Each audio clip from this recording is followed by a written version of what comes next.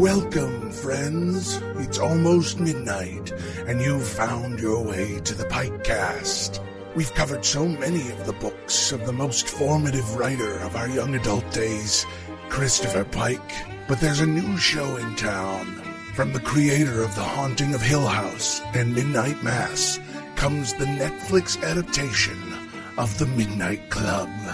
For 10 weeks, we'll tackle one episode per podcast in a freewheeling and unbiased chat. So turn down the lights, pop some popcorn, and pull a blanket over you. And ready yourself for the PikeCast, The Midnight Club. Greetings, fellow Pikers, and welcome to the PikeCast, The Midnight Club. I'm Cooper Beckett, and I'm thrilled to be joined by my lovely co-host. Hi, I'm Cassie. Hi, I'm Becca. We've switched formats to cover Mike Flanagan's 10-episode adaptation of The Midnight Club. This week, we're delving into episode 5, See You Later. We're going to be going through the entire episode, but not beyond, so spoiler warning up through episode 5. And if you're enjoying the PikeCast, please leave us a review on the podcast service of your choice. So I don't remember how I said welcome, ladies, that delighted Becca so much in the last episode. Welcome back, ladies, you welcome said. Back, ladies. Yes. Welcome back, ladies, again. Do the deep voice like I do. Welcome back, ladies. Okay. Welcome back, ladies. Do you like that? Do you like deep voice? Is it good for you? I don't know. You said it was creepy a few episodes ago. It is creepy. It is definitely creepy. That's why I just talk like me, and I don't put on a voice to talk to the ladies. Oh. It's a different vibe. It is a different vibe, yeah. That's the late night vibe. Welcome to the PikeCast nights. Or after dark. PikeCast. You have to have like that nice, like jazzy, like music. Yeah. I'm drinking a brandy out of a brandy snifter. Yeah, totally. I've got a peach black tea out of a can. Well, let's dive into episode 5. See you later.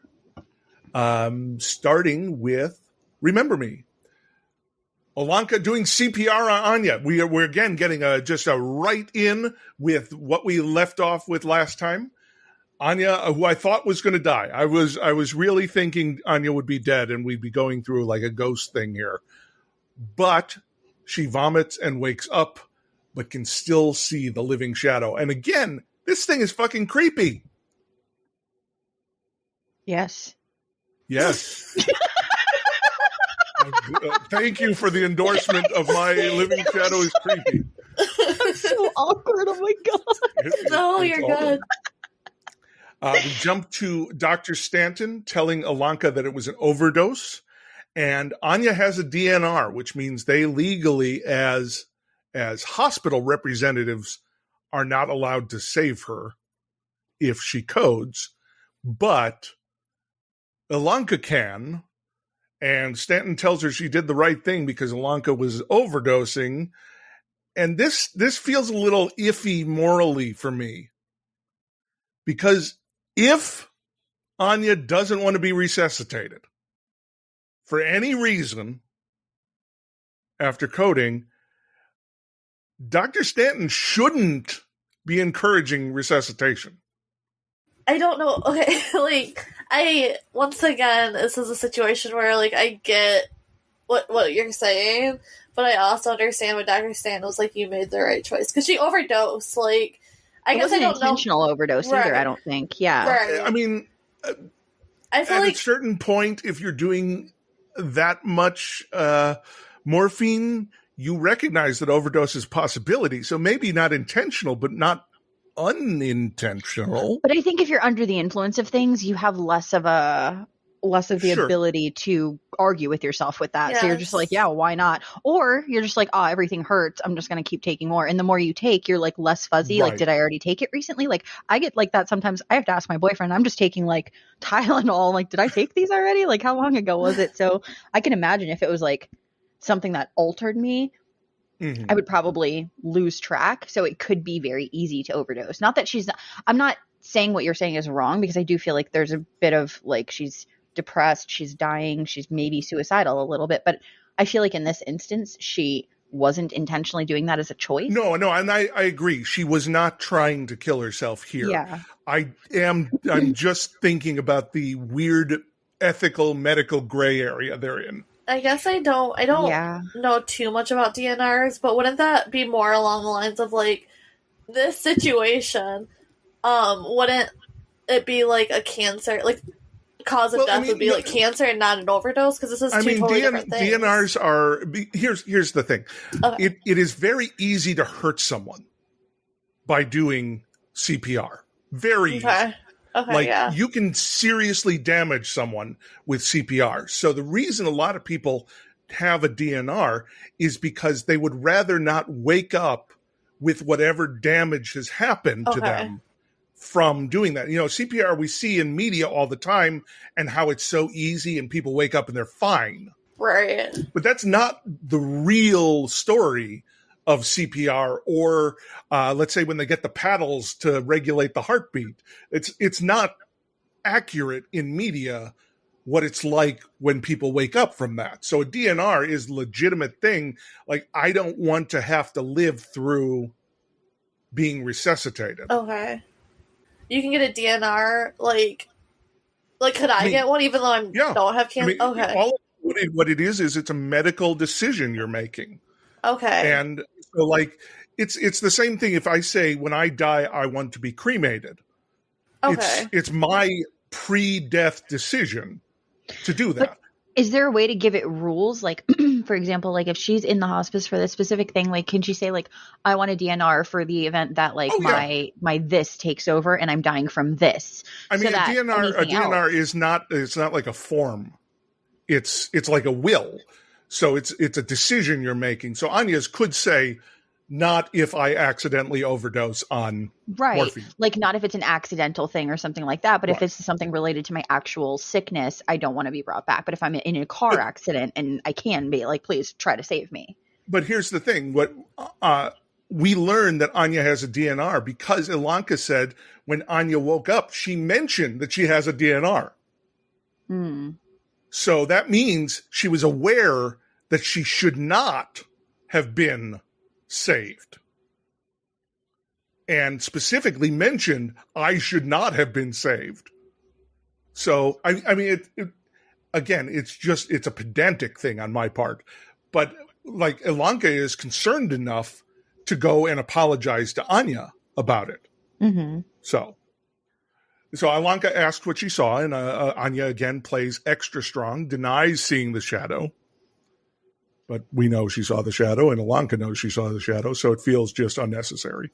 I think we should also talk about how powerful of a moment it was when Ilonka, she did come in and apologize, and we see Anya, like, the softest she's ever been, where she's like, it's okay. Oh, totally. Like, that is a big part of her character, I think, because, like, we're finally seeing her, like soften up to Ilonka, you know?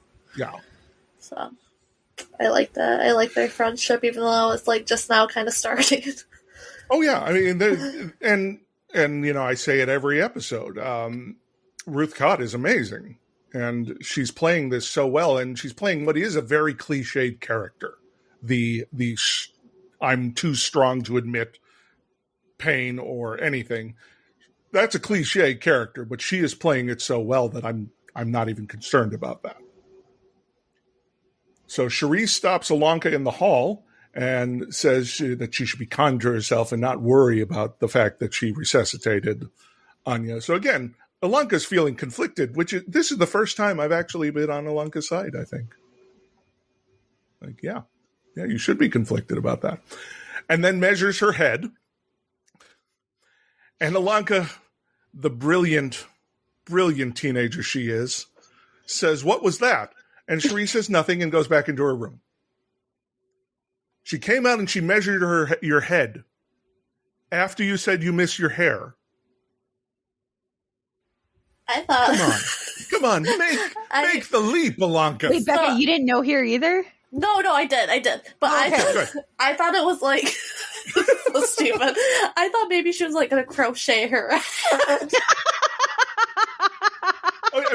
I mean, in Becca's defense, that is a perfectly valid reason to measure somebody's hair. Yeah, exactly. She's like, I miss my hair so much. I've got just the fucking thing, bitch. Check out my crochet skills. I really thought, because like we've been going through this whole entire show with like Cherie supposedly lying about everything. I know she's gonna get her whole ass wig. So I thought it was gonna be something way more simple like crochet. Yeah, okay. That is so funny. I love it. I mean, I can see it. It's not like outlandish. Right. Yeah, in these 2 episodes, the last 2 episodes, Cherie has not been lying about anything. We're learning that no one believes her about anything, but I mean, I suppose she could get this wig from a less exclusive place, but it came in such a nice box. Right. So she's at least got money to buy that nice box. And wait until a few minutes when she talks to Amesh, man. I don't think she's been lying at all. Like, I think she is a very honest person. Like, I am convinced that they're just being mean.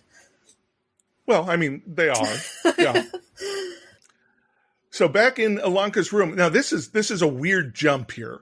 We go from this scene to sort of a flashback with narration because Ilonka is reading the book she found in the library, which is the Paragon diary. So it's about that cult that no one wants to talk about from the 30s. Cassie, Yes. was this a Christopher Pike story? I don't think so. Okay. I don't remember this being a thing, but it sounds like it could be. So Yeah. Oh no. Totally. yeah, Totally. it fits. So if Mike Flanagan or whoever wrote the specific part, if they made it up, grats to you because it does sound pikey. Yeah. And if it is totally from something does. Pike, it's just something I don't remember. So the cult leader was obsessed with Greek goddesses and chose the name Aceso. Her daughter is Athena, and she picked the symbol. They moved from praying and offerings for health to blood sacrifice. As you do. As you do, yeah. And then Athena sneaks out the children in the middle of the night, and the police go back and they use that 3D printed button to get into the basement. And all the adults have been poisoned, except Aceso, who swore it was an accident. And Aceso is played by Katie Parker, who was in The Haunting of Bly Manor and was pretty awesome in that. So that's a side story we get without a whole lot of other information about it. So at this point from the side story, just for reference and to check in, do you two have any theories or anything about how anything's tying together thus far? I think the daughter is Julia Jane. The daughter of Aceso, Athena? Yeah, I think Athena is Julia Jane. And Becca, you said you don't have any theories at all? Remember, I live in the moment. That's fair. Totally fair. Totally fair. And I respect it. Becca's just like, I'm here to see what's going to fucking happen, dude. Right. Yeah, what happens next? Yeah. Yes. Yeah. That's exciting. Yeah, I love that about Becca, honestly. Thank you. I love it That's too. probably the coolest thing that you could do on a podcast about a show is just be like, yeah, I'm not overthinking it. I don't know what Right. happens next. Whatever. I'm just going with the flow. Yeah. I am watching this alongside the podcast, you know? I am too. I just seem very, very angry about it. So Ilonka is telling Kevin this story while they're out gathering wood for reasons we don't yet know. We find out that Stanton bought Brightcliffe in 1966, so she's been there a good long while. Julia Jane read the Paragon diary and then started the Midnight Club, then walked out cured. Now, Kevin is still giving her that, this is kind of crazy. You shouldn't worry about this. Kind of crazy. But Ilonka repeatedly mentions, look, she did this and she walked out cured. Why shouldn't I follow the same path? Which is a good point. Okay? Yes. When I'm quiet, it's just asking if you want to say anything about the scene. That's all. I agree. I'm just over here nodding. I'm like, yep. Mm-hmm. Yep, that's what happened. Yep. Just like standing outside. I remember that scene. Yep. I mean, I do think that Ilonka has a good point. Yeah, Yes. I mean, no, it's true. Sometimes there isn't anything to say. That's why I stop. It's not that you need to say anything. It's just if you wanted to, here's space. Sometimes I have to make sure though, and that's why it lasts extra long, because sometimes there's a gap that I I'm know. gonna finish, and so I'm just like, is this one for me or is this one for Cooper? And then by then too much time has passed, and I'm like, oh shit, yes. Yeah, I get it. Okay, so then we return to the wig story. Cherie gets a box, and it's a wig that came from the wig maker. So one of the best wig makers in the, I don't remember her name, otherwise I would have said her name. And it's for Ilonka. That's why I measured your head last week, which again informs us a little bit about time passing. So this is, I've been interested in this since each episode is picking up immediately after the previous episode. We don't have a very accurate idea of time. Yeah, that must be when she's doing all her drawing. Yeah, in the gaps. Yeah, you're right. Yeah, No. when we don't see it. I do like that Cherie said, and that's why I broke into your room while you were sleeping and stole those pictures of you. She is so funny. I think Sherry, like, this episode definitely made her my favorite, to be honest. Well, it definitely made her a character because she Yes. wasn't for a little while. It felt unnecessary. Yes. And then I like when Ilonka asked her why she did it. She's like, because you mentioned it. Yeah, That is so cute. Like, oh my god. it's really sweet. I love Like, it. really, really seriously sweet. So we find out why Ilonka and Kevin have been collecting branches. It's because they are gathering on the beach to celebrate Amesh's death day, where he was given 1 year to live a year ago on that date. Love him. Yeah, Ew. I really like Amesh a lot. He is a fun character and an interesting character. Spence is reading a speech that Amesh wrote himself, and I like that Amesh is mouthing along with it as he goes. His timing's so good for it too. Yeah, really. It's like they practiced. Yeah. So Amesh is wearing his funeral suit, the suit that was bought for him to be buried in. And he takes it off. I was wondering how far he was going, but there are more fucks in this than Pike, but there's no more nudity. I mean, there's a lot of nudity in Pike. It's so cute though how when he's like undressing, Natsuki is like looking up at him because she has a crush, and she's just like, oh, like that's adorable. Total crush there. I was surprised he didn't throw his suit in the fire. Honestly, that's what I thought it was doing. But instead, he throws it in a big hole that they dug. And they all throw in sand. So they buried his burial suit, which is cool. It's his little funeral.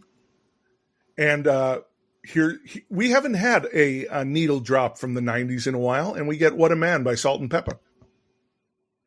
And I like that. They made special brownies because that was on Amesh's death list. And they get really goofy on these special brownies.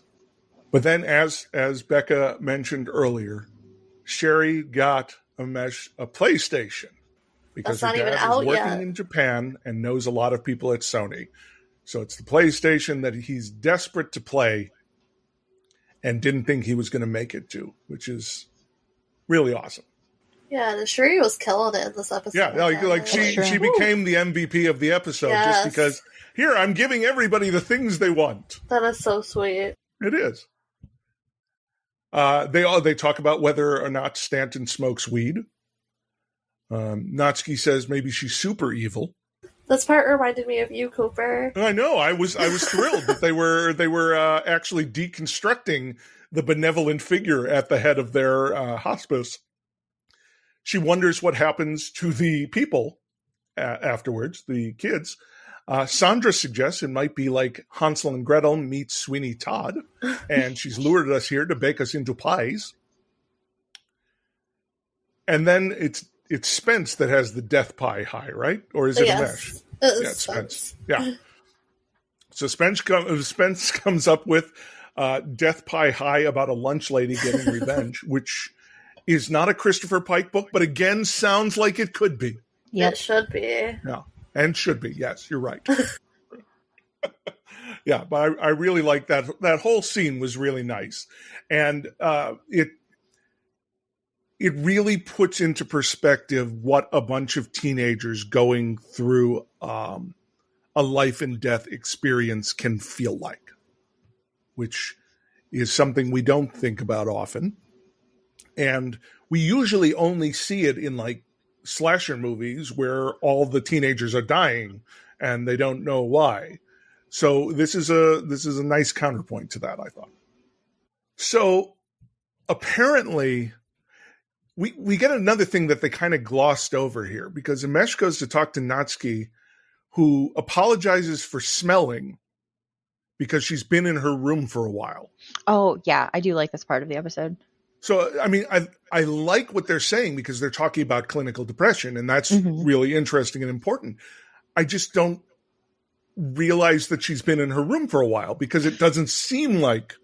Remember, because he tries to get her out like several times, and he's like trying to get her to interact with them and stuff, but she's just like, no, I'm going to spend a few days in my room. Like, I just need to be away from people and stuff. And that was her just like withdrawing from people and being like not coming out, not bathing, not taking care of herself, probably not eating and things. So she probably just like feels like shit. So that's why I thought that was really, really especially nice that they mention it and explain it, that she came anyway. That shows how much that like means to her, because she was able to like, as much as she's struggling with, she could get through that enough to go and be there for him because she knew that that was so important for him.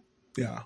And this is a really nice scene between the two of them where Amesh admits to being so scared that he's not going to see his parents before he dies, his parents having been deported.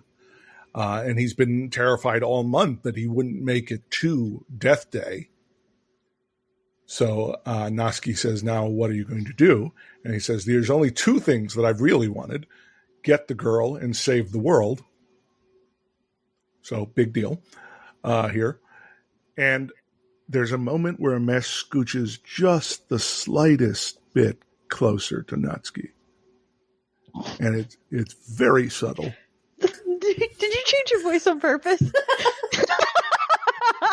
It sounds like he got closer to the microphone, Cooper. I did get closer. Oh my god! You're like, he got a little bit closer to Natsuki. I love it. Yeah, it was so. I'm trying to say something nice about the episode. And it was. Both just, I'm sorry. I mean, for fuck's sake. It fit the vibe of what was happening in the episode. I just wanted to make sure it was intentional. Okay. It was intentional, yes. I leaned close. And I talked quietly. Yeah. Okay. So it's really sweet when Amesh scooches closer to Natsuki. It is, because he's like, I don't care if you stink, you stinky girl. Yeah. Like, it's nice. And I do specifically love that he agrees with her. Yeah. That she smells.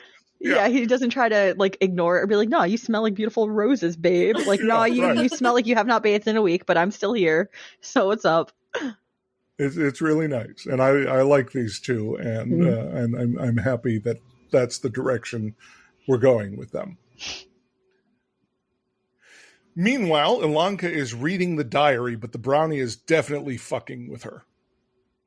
And she comes out of the bathroom and sees the creepy old lady standing over Anya. And it's weird because we didn't get the jump scare sound here. So it's just a thing, and that was odd. Then the old lady slowly walks away, and Ilonka follows her back into the sepia film grain world. She stepped through that doorway, and I was like, fucking Cooper's going to hate it. I didn't hate it, but it felt really dark.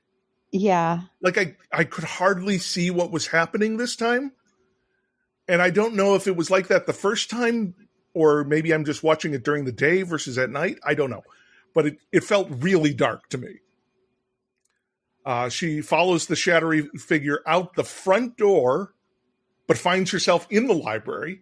And there's a song on the record player that starts skipping with the word living over and over and over. And I thought that was really cool, that moment. I did not notice that. Yeah, it just keeps repeating living. Creepy. And Ilonka is approaching a dark figure in the room, and it's Kevin, and she's awake. She was sleepwalking. Surprise, Kevin. It was surprise. Surprise, Kevin, yes. And now it's midnight. So we're with the Midnight Club. She tells him about what she saw. Spence tells him about the name at the intercom. Anya's not there. So they mention Anya would say if it was a ghost or a sign, if they could say Spence, they could say something else too. And that's a really good point. Right? Yes. Sorry, I don't want to say anything for this part. Oh, okay. That's fair. Oh, okay. Yeah. So I think that's interesting. And it's something that as a follower of ghost lore and everything, that's a really, really good point. If ghosts can come and be all spooky, they should be able to all be communicative also. Becca, I'm going to ask you what you think because we know Cassie can't say anything. I'm with you, bro. Sorry, I'm getting really sleepy. Well, that's okay. You want some of my sugars? I think so. I'm so sorry. My allergies have literally just been knocking my ass down. I'm so I sorry. understand that completely. And you have to work after. I'm so sorry. Yeah, no, it's okay. I mean, whatever. I'll be fine. I might have some tea myself here in a few, so. So Amesh wonders if they should even be doing Midnight Club because they're all still high, which is cute. These kids all high. I like that. And then says he wants to toast to days instead of the nights, to those before, to those after, to the days now and to the days beyond, which is also very nice. Like the recognizing a potential future since he is now outliving his expiration date. So we're going to take a break before we get to Amesh's story. So we'll be back with more on the PikeCast.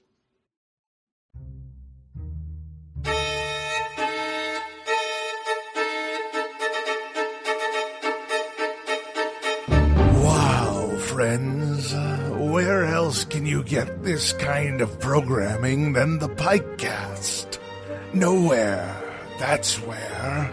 But we're trying to keep the lights on here. If you like what you're hearing and want it to keep happening, jump over to our Patreon at thepikecast.com/Patreon and throw us a few bucks to join our private Discord server. Higher tiers get books, stickers, bookmarks, and even personalized shirts.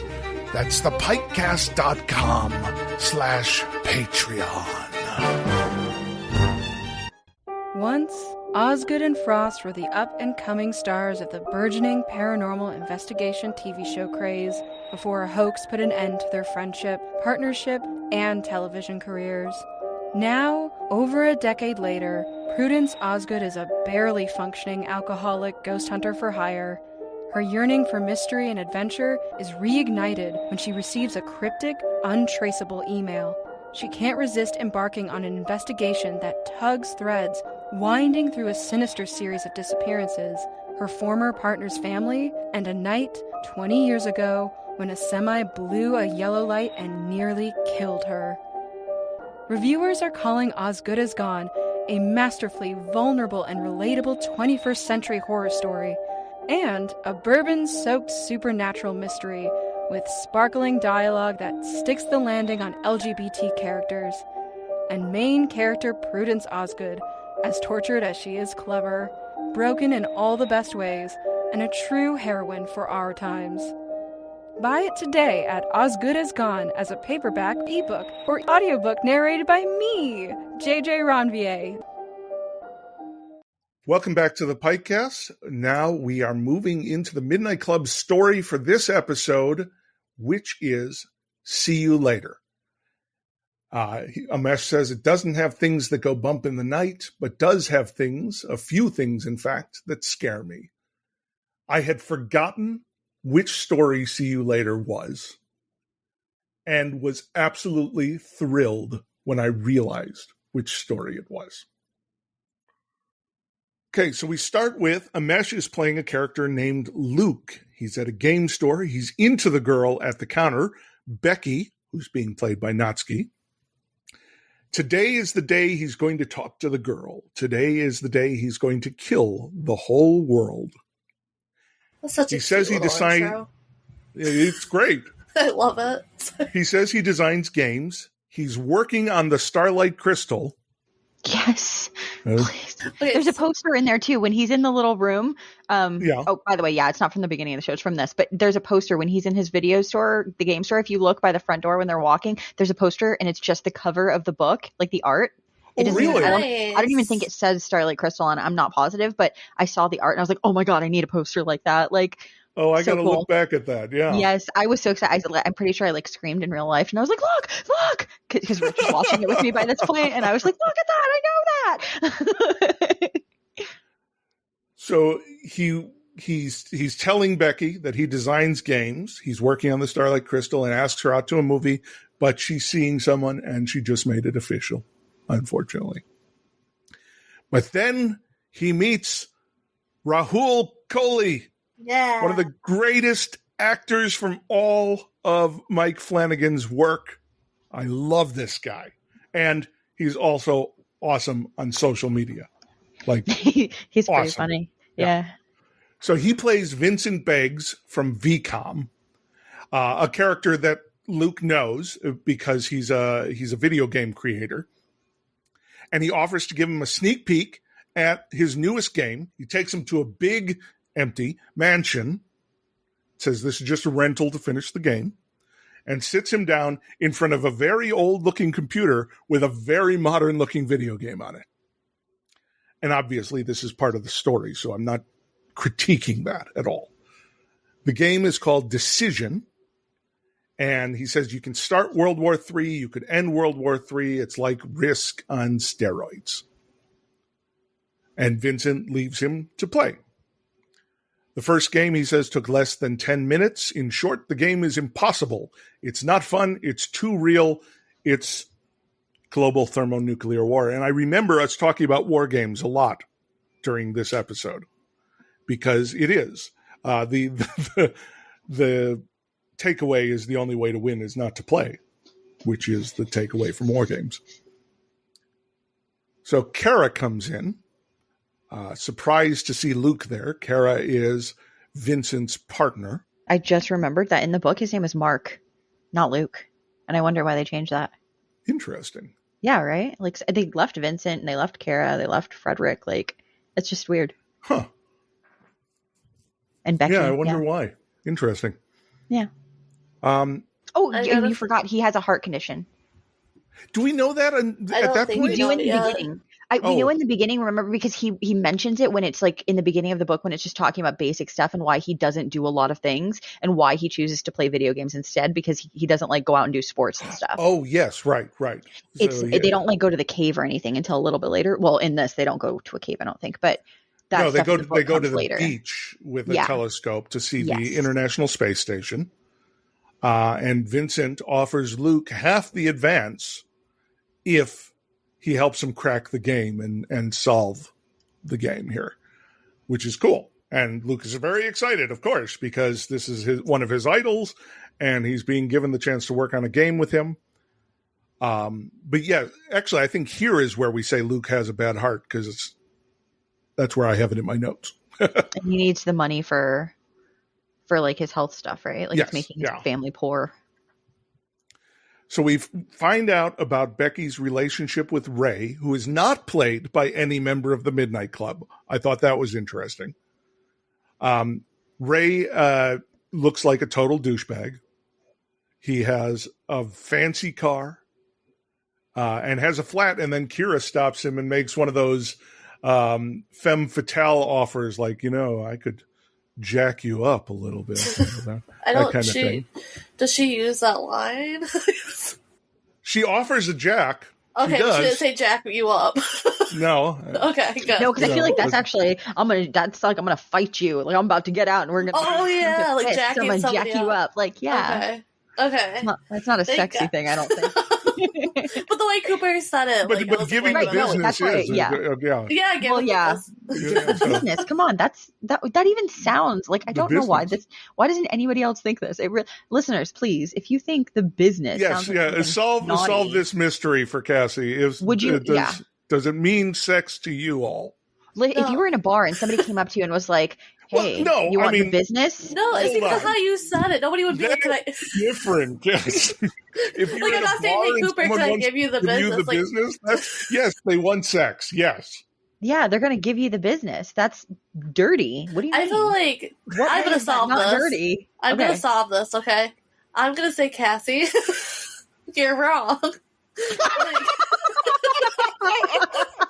Because, like, Whoa. it depends. I've never argued with you before, Cassie, but this one time, No, this is the first. yeah, it depends. It depends on the context. Like, yeah, if you go to a bar and be like, "Hey, can I give you the business?" Especially the voice that you use, like, clearly that My means Johnny you're trying Bravo to. voice? Yes. You're clearly trying to do the dirty. But the other week, Right. when me and Cooper were talking about giving you the business, it's because I was giving him a hard time, and You were like, I'm giving you the business. I did not say that. No, you did not say it like that. But in my head, anytime I hear the business, that's what I'm thinking. Like, that's how How it comes often out do you to hear me. people say, "I'm going to give you the business"?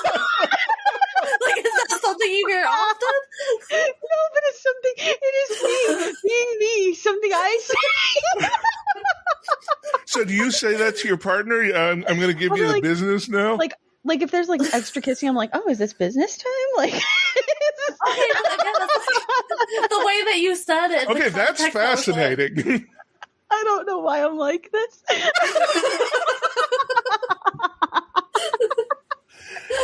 This is one of those moments, Cassie, where I have to remind you that we love you because of the way you are. It seems like a very, like, obviously there's business mode, and you wouldn't think like sexy for that, because that's when you're at work, right? Business work. But then any other time, two people alone with business, come on, what does that mean? Okay, that's again, not work. You're wrong. Because It's about making fun or ribbing someone. Yeah, that's like, giving them the business. in the context of which we said it originally, me and hold Cooper on, were that's not you? alone in a room. We were with you. Okay, no, that could have. It's still. I'm not saying there only has to be two for it to be the business. I'm just saying that, like, in my head, like, I don't know. I've never heard. Oh, he gave you the business, like that as an insult. I was like, Really? did he? Was it what kind of position? An What is insult going is on? strong. It's Okay, more like but like a poking joke. fun. Yes, I've like never picking on heard somebody. that, I swear. I feel like It's I don't okay know. that you've never heard it. I mean, we're anytime just if telling somebody you was what like, it means. you sure gave him the business, I would literally think, like, did you guys have some private time? Like, See, what? I would see that as in, like, okay, you argued with him and, like, Yeah. had fun. Totally. Really? Yeah. Like what I do with this show, I'm giving it the business. No, Yeah. see, in my brain, that does not sound the right way. That Well, seems different. I'm just I telling just you picture what like I'm bong, doing. bong, bong Yeah. on the. Wow. Okay. Well, let's move on. So Luke is trying to beat the game, but he's stranded on the space station. He doesn't know why the game isn't over, which I think is really cool. Like, he's just there. And he's like, why haven't we stopped? What's going on? And then lights come. And then I remembered, oh, yeah, this is right. Okay. Yeah. The screen goes white, and he says, I don't know what that Deus Ex Machina is supposed to be, but it's lame as fuck. Which it's true. It is, but that's okay. So one day, Becky's crying. Luke tries to help. Ray has been cheating, apparently. We turn this around really quickly. And it's a little confusing, again, because it's so short. Because immediately, Ray comes and shoves Luke, saying Frederick told him that Kira is screwing him over, and that Luke told Becky something. Like, it's as though they cut out a third in the middle of this story, which they did, and try to bridge it with a single line of dialogue.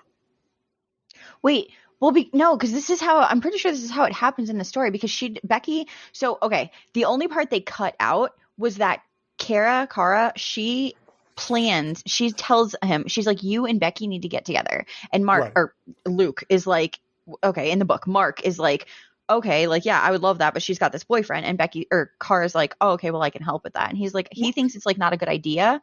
Sure. And so there's that whole together, but in the show, and then in the book, he tells Becky that Ray is cheating.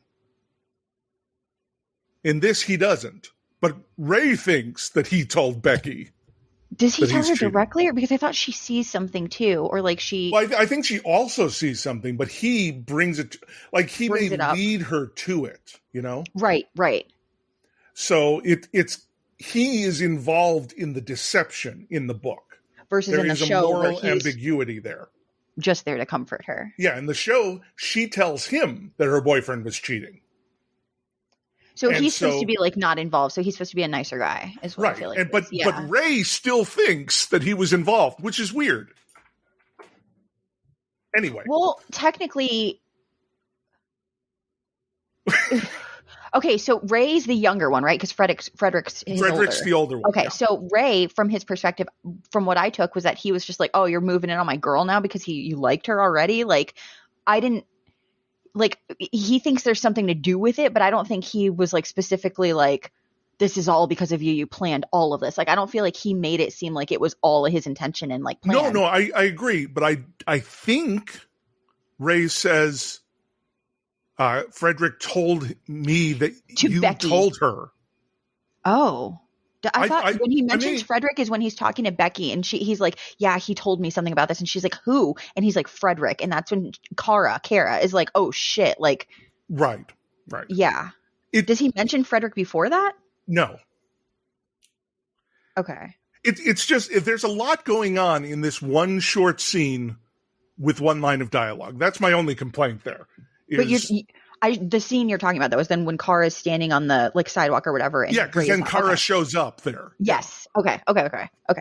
So No, yeah, I do agree with you. It is a lot in one thing. And because it's not closely following the book, you don't understand the significance until they kind of explain it later. So, but later is right now, just about, because they go to Vincent's house and there's a heart on the cutting board, which is formaldehyde. I don't remember what, like, I couldn't remember why there was a heart on the cutting board because they also don't go really into that. It was supposed to just scare them and make them think Vincent was murdered. Right. So then Kira needs to tell, is it Kara or Kira? Kara. It's ARA. ARA. Okay. Yeah. Kara needs to tell him a story. And this is a Pike trope. Let me explain to you exactly why things are happening rather than show it. Let me explain it's my moment. It to you. Yeah.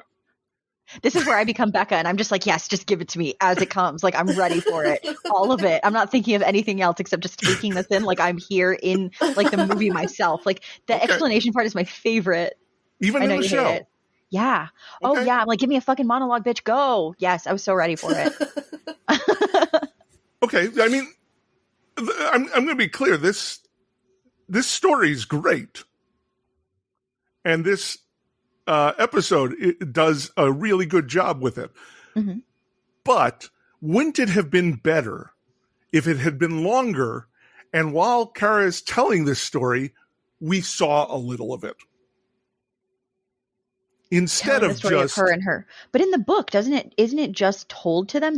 We don't really watch her and Ray. Well, and then he gets married, becomes a president or anything. It is just told, but you just as don't an like that. You just wish you could see it. adaptation, the trope is the thing is show but not tell. Show don't tell. Show don't tell. This is TV. Show don't tell. Sometimes I want to be told though. Okay, that's fair. Because if I had to sit through all of that with that like basic oatmeal dude just getting all meaner and more powerful, I would have been like, nah, I'm not here. That would have taken too much of the show, and it wouldn't have. It would have, yeah. Okay. And that wasn't the point. I think the point of the story isn't like let's watch their backstory of how they got there. It's like no, like you're here now, and like oh fuck, your mind's blown because this is future you, and you didn't know that before. Let's quickly catch you up so that you're here in the same spot. Right. Now you are good. Now let's move forward. Like I understand what you're saying, but I don't think that was an important enough part for them to harp on. No, I get it. I would like to see it just for more Pike, but I see why. But this is one of those stories that I feel would have been better served by a feature-length adaptation than. You mean a full movie for See You Later? Yeah.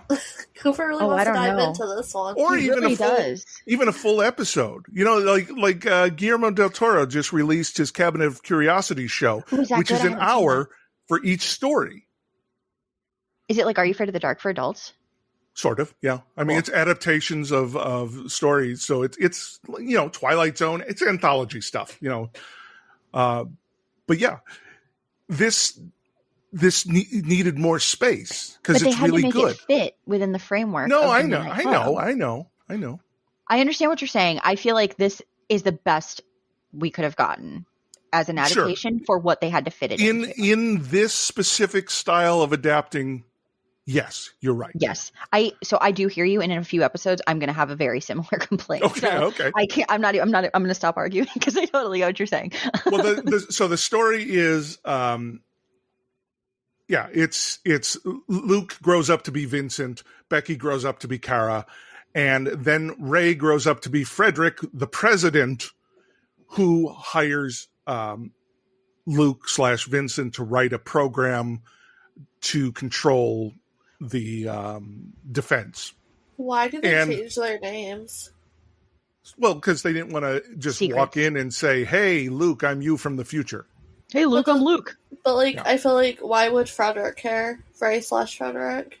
That's a good point. I think, wasn't that his middle name or something? I think so. Yeah. I think that's what it was. Or maybe Ray was his middle name, something like that. It was. Yeah, and he started going by it when he became a president. Right.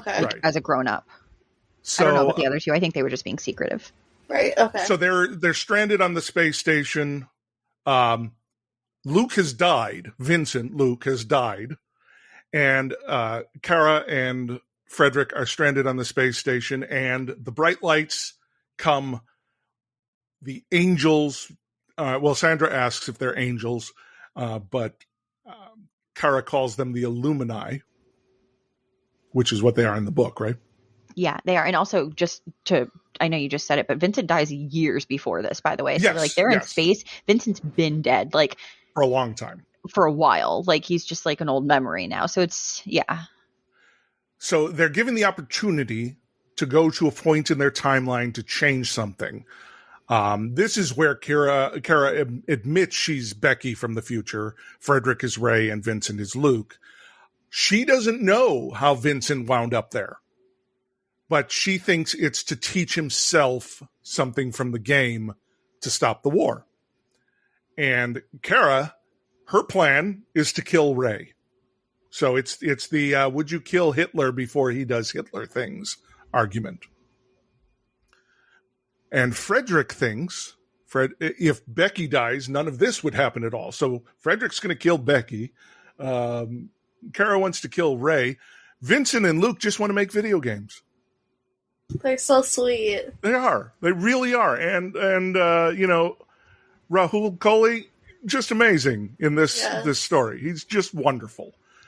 But he came back to show himself that there is no winning in this game.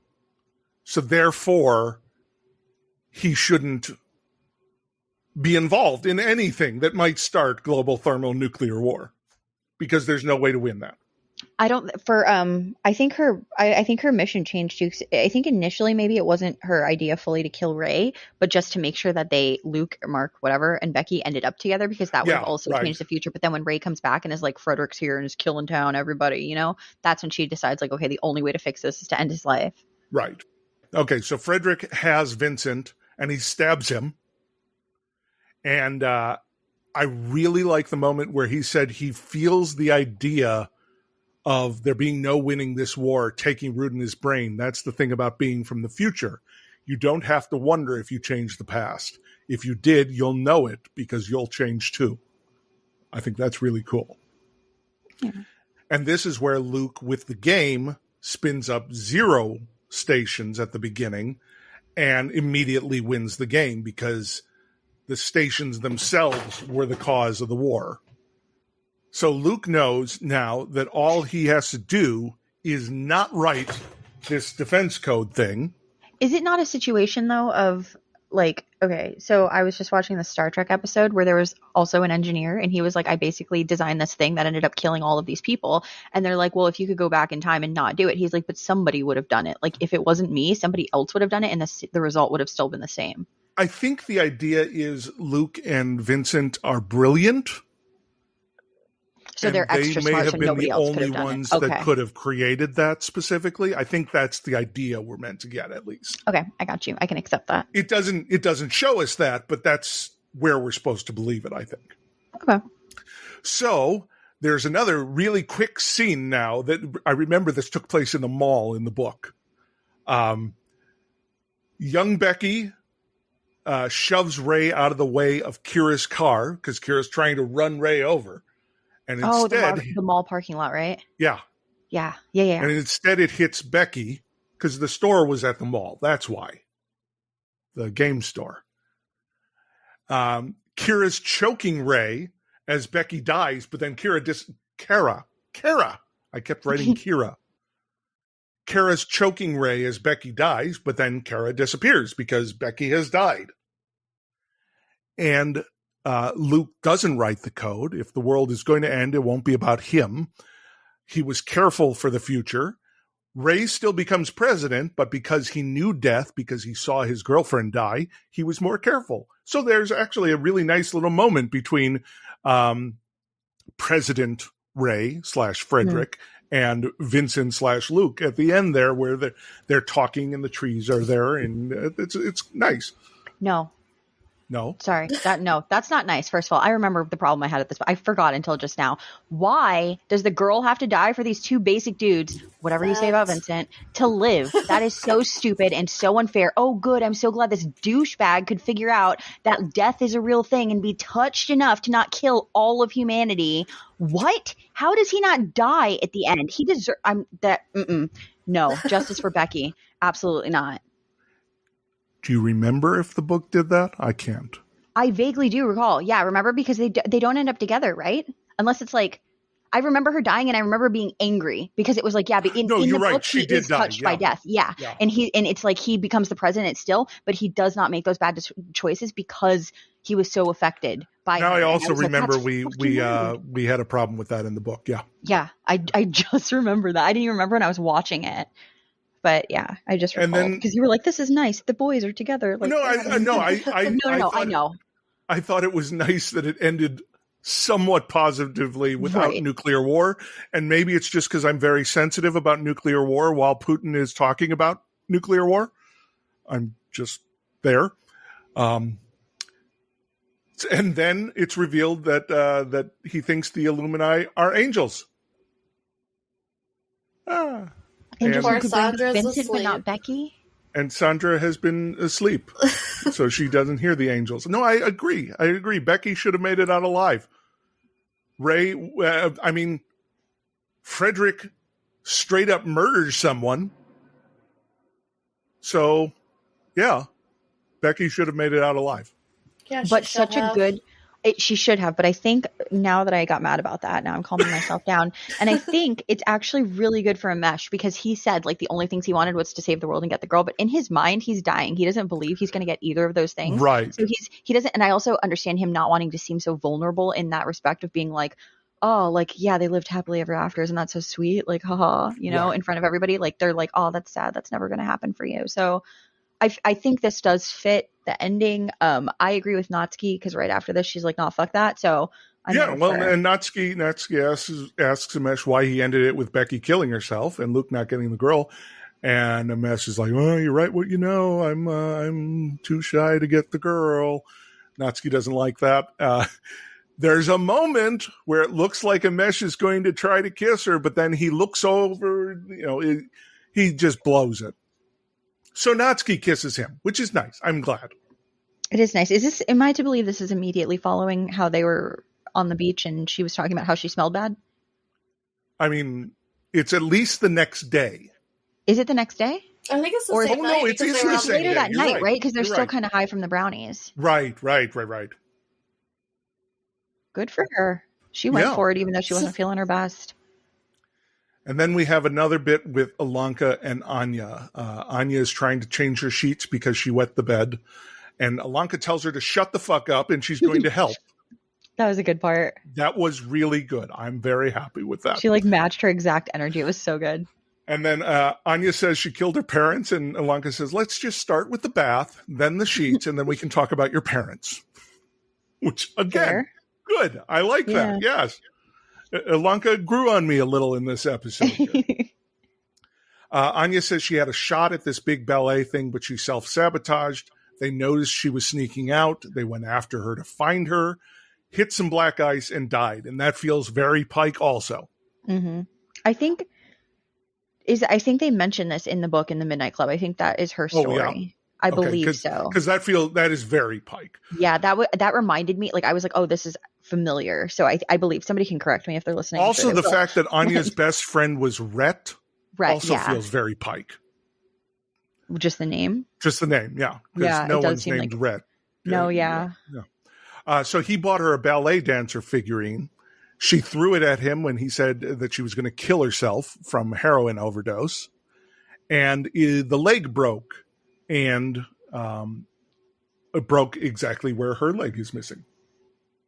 So she thinks the shadow is coming for her. Also, I think the significance of it too is that the leg broke before she had that issue and got her leg taken. So it broke, and she feels like this is the universe punishing her now because of everything she's done. Right. So that's the episode. Let's talk about thirst. We got a little sexuality discussions here. Not a whole lot, but I think Amesh is going to get laid. Which would make me happy because it's something he wanted before he dies. He's going to complete his list. I know, right? Oh. And it'd be really good. Let's talk about favorite and least favorite moments. My favorite thing, hands down, of this episode and of the series so far is Rahul Kohli, because I love him. He's an amazing actor. He was really good. Just nailed this. And it's not a big part, and most of it is done in voiceover, but he exudes kindness and empathy. Like, he was a perfect actor for this part. I'd have to agree with you. Mm-hmm. Yep. Yep. What was the worst part? What my worst part? Give me a moment. You two talk about your favorite part while I figure out my least favorite. I kind of figured mine out. Okay. It's weird because, like, this has been my favorite episode so far. And, like, I don't know why I couldn't think of anything. But I liked Cherie in the wig. Thought that was sweet. That was really nice. And I guess all my favorite parts are always going to be when somebody's being nice to each other. There's nothing wrong with you wanting niceness from people. So I also like when she gives Amesh the PlayStation. But to kind of like, and Ilonka and Anya's like relationship building in the beginning and in the end. Yeah, that's also very nice. Yeah, but I think like one of my favorite things that I didn't really like talk about during the episode was I liked that we got a better glimpse at the old lady when she's like near Anya's bed. Oh yeah, because it's not just a flash. It was like a longer period of time. So yeah, I really liked that. I thought it was really cool. And I don't have a worst part. I thought the whole episode was pretty solid. Cassie, where are you at for your best? Okay. My best. First of all, I think this is my favorite one too. Also, just because Amesh and Anya are two of my favorite characters, so any episodes that are going to be focused on them two will end up being my favorite. And this holds true on my second rewatch as well. So I really liked this one. The book, I remember feeling like I liked it, but it was like not my super like fave or anything. It definitely felt like a Pike. And I really liked that the adaptation also definitely felt like a Pike. Like when I watched this, it was like, this is how I pictured a lot of this. Like their house, like it was wild. Like it was pretty cool to see. I do agree that the casting was really good for that. I think my favorite parts were the funeral on the beach, because that was just like a really nice part for Amesh. And then also him and Natsuki like having that moment where she like admits how much she's been struggling, because I feel like it's very like a lot of people deal with depression, not a lot of people deal with like dying from these things. So that's something that I feel like a lot of people will be able to relate to, even if they're not sick and in a hospice or know anybody like that. So 100%. Yeah, and I like that the show and like the people who wrote it didn't shy away from these more regular things. It doesn't have to all be like super hugely catastrophic, like terminal illness. Like there are regular everyday things to deal with too that are struggling, that make those things even harder. my least favorite part is that Becky dies, because that's bullshit, dude. Like, it doesn't make sense. They shouldn't have to sacrifice the one girl who didn't do anything wrong so that these two dudes can live a better life. That I don't agree with. I didn't agree with it first time. I mean, Sir Pike. in fairness, it's not so the two dudes can lead a better life. It's so the entire world doesn't get destroyed. Okay, and totally fair. And I think that there can be an argument. But killing Ray would have done the same job. Exactly. Not only that, but maybe just putting him in some fucking therapy, my dude. Like, what? If your only alternative to world domination and killing everybody is like your girlfriend dying, there's something that you need to reflect on and figure out. That's just all I'm going to say about that. So, yeah, it's my same complaint I had in the book, but it's my same complaint here. That said, again, I understand it for Amesh. I really like this episode. Love it. Great. Yeah. Stunning. Great. Miss Becky. Great. I think my only real complaint with this episode, I actually, in reviewing it, I just went through my notes that they spend so much time with the Paragon diary. Oh, I'm sorry. I was going to mention that I actually loved the flashback talking about Aceso. That was one of my favorite parts, actually. Okay. I'm so sorry. I'm so sorry to argue with you immediately. Honestly, I didn't have a problem with that story, but I really felt they rushed See You Later. Oh, and because they had to fit that. Yeah, if that story had not been there, they could have had 5 more minutes in See You Later, and it could have just given it a little bit of spread. Fair. I do get that. I do want to give a shout out, though, because I liked that episode. It was very creepy, and like just learning that story, it's very important to the overall show. Okay. And like the mythology of the Paragon, like they're finally giving us more information of something that they've been hinting at and leading up to, and she's been trying to figure out for so long. Right. So I really enjoy that. And I think that it's very haunting to see at the end where they're just like, she told them that she accidentally picked the wrong flowers, but like literally she intentionally murdered these people who were following her. And then she just turns around with that face and the fucking blood on her forehead. That was like really like creepy scene to me. Yeah, definitely. Well, let's wrap it up here, then go to a last act. Final thoughts and ratings out of 5 pikes. Becca, where are you at? I am going to give it 4.5 hearts on the table. Because we don't heart on the table. Do they all have knives in them? Yes. No. 4 hearts. Oh, wait, no, I don't know. Because I was thinking the 0.5 could be the knife. Well, if you do like, 4 hearts and then one of them is stabbed, that's 0.5, yeah. Yes. Okay, yeah, let's do that. Okay, yeah, that's it was definitely my favorite. Pretty much for everything we talked about today, it was a pretty good episode. I think it's my favorite so far. Excellent. I mean, it definitely is. I don't know why I said I think. Cassie, how about you? I'm going to give it. Dang, this is really hard because I did really like this one, but there were issues. But I feel like this is like one of my favorite episodes of the whole thing. So if I'm going to give any of them like a so like retroactively, you can feel like this is your favorite. Yes, not okay. Well. That's the thing too is maybe not. Yeah, one of my favorites, definitely. So okay, I'm going to give this 4.5, and then I'm gonna give it a really tiny telescope that puts it up to 4.75. So my final score is 4.75. But I also do want to mention that I appreciate in the book. They had Becky, I'm pretty sure, go out with Mark, Luke, and have ice cream. And they talked about the ice cream he could smell on her breath. And that's dairy and that's milk and that's fucking repugnant. And I remembered hating that in the book. That's one thing that stands out to me for See You Later that I did not like. And like the ice cream on the breath, I'm pretty sure. Like I just can't stand that. They did not do that. Sounds like something you would hate. Yeah. Yeah. And I didn't. I was like, oh God, please, God, don't sniff her fucking ice cream breath. And he didn't. And I was so happy about it. So that's why it's up to a 0.75 because there was none of that. Otherwise, it would be like 4.5 solid, but it gets a little boost. I just have to be so specific because that in the book is. I am also going to give it a 4.5 because this is the best episode that we've seen thus far. I don't have anything fancy to give it. I don't think. Maybe 4.5 PlayStations. Yeah, but I'm pretty sure it was chocolate ice cream. He was like, I could smell the chocolate ice cream on her breath, and like that, like tempted him to want to kiss her. Oh, dude, God, kill me. This is outside of like the dairy problem, but like the smell of chocolate isn't very good either. And like, when their ex cologne was trying to do the chocolate smell, do you know what? Yes, that is God, fucking disgusting. awful. That So wouldn't I make feel me want like- to kiss anybody. Right, I feel like chocolate ice cream is like a double whammy on disgusting. It really so. is. It's dairy. It's chocolate. Like, ugh. That's I'll not a eat it, but I smell. won't sniff it. I don't Right. want my nose in somebody else's hole when it's had ice cream in No, there, yeah. or any kind of dairy. I think we should leave the episode on Cassie saying she doesn't want her nose in someone else's hole. I meant mouthful, but I don't think I finished. Oh, I the know word. you meant mouthful, but you did not say mouthful. Fuck. Oh, God. So, I Becca, am what where I can am. our listeners find more of you online? Yes, you can find me on Instagram at Read with Bex, where I talk about books, and on Twitter and TikTok at As Told by Bex. Me and my sister just opened an Etsy where we sell book sleeves, and that's Leaping Lily Creations. Cassie, where can our listeners find you online? You can find me on Instagram and Twitter at ControlAltCassie, CTRLALTCASSIE. I also have a Patreon. It's patreon.com/Let's Get Galactic. And then I also have an Etsy shop where you can buy my books, my bookmarks, and my art, and that is shopletsgetgalactic.com. Thank you.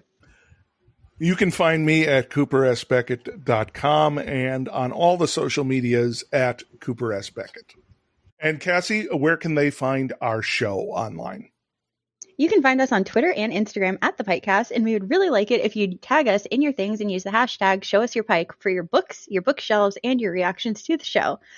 You can also join our Patreon at patreon.com/thepikecast, and you'll get early access to our episodes, access to our Discord, and behind-the-scenes fun things and conversation, and stickers and bookmarks. All the things. Please do join us. Listeners, your homework for next week is episode 6, Witch. Ooh. Ooh. Okay, listeners, until next time, pleasant dreams. Ooh. You survived the night, friends. You can peek out from under your covers and see the first blues of dawn out the window. Thanks for spending the night with the PikeCast, and we hope you'll join us again next time. Until then, Pikers, pleasant dreams. Greetings, fellow Pikers, and welcome to the PikeCast, the Midnight Club. I'm Cooper Beckett, and I'm thrilled to be joined by my lovely co-host. It's me. I mean, you can say it's me, Cassie. I just thought it was really funny that you hit a wall. It's like you hit a wall. Like, I don't know what. I'm sorry, because I don't know. Forgive me. Okay, hang on. Let's talk about favorite and least favorite moments. Who wants to go first? I'll go first. Okay. Okay, my favorite. Let me think. Sorry, I didn't get prepared before I volunteered. Here, I'll go first then. Okay, thank you. We just pass that off. Okay. Excellent. Back. Yeah. Whatever your name is. Jesus, That one, come on. the loud one that Give giggles me a a lot. break. The one that has too many sugars in her coffee. Yes, way too many sugars. Listeners, your homework for next week is episode 6, and I don't have the title in front of me. God damn it. Do I you thought want me I to was look it ready up? for it. Hold on. I've got it. I just need to open it. One season. Here we go.